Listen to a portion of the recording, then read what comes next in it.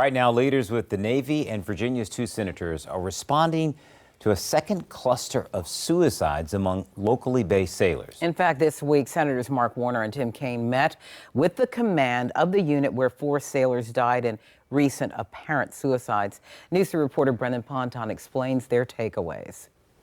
Senator Kaine leaving this meeting feeling like more needs to be done to address sailors who enter the Navy to do one thing but wind up doing something else. Cody Decker's mother says he was reassigned to Mid-Atlantic Regional Maintenance Center, or MARMC, from the USS Baton following a mental health issue over the summer and put on limited duty. You know, he wasn't working on the equipment that he was so used to and being around the, just the people. In October, Decker took his own life, leaving behind a wife and a young son.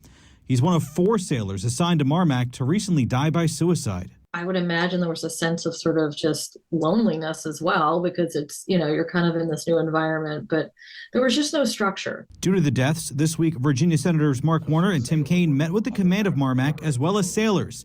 They say some of the sailors in MARMC are on limited duty, meaning they are not doing their full jobs, and there's not always a clear timeline of how long they'll be there. But it does raise a bigger question about how these sailors in this limited duty status, how we take care of their unique needs. Kaine says he also met with the Chief of Naval Operations, Mike Gilday, to further discuss the deaths. Still, the Navy is once again grappling with the issue of suicide for the second time this year. Back in the spring, several sailors assigned to the USS George Washington, which was in dry dock at Newport News Shipbuilding, also died by suicide, raising questions about the quality of life for sailors at shipyards. Kaine says the commonality in the clusters is that it appears sailors who thought they'd be doing one job when they joined the Navy wound up doing something else. Are we giving them meaningful opportunities and a new sense of purpose and providing them with the services they need? And I think that's the big question. Both Kaine and Warner say discussions on solutions are continuing. There are some peculiar morale issues at this place.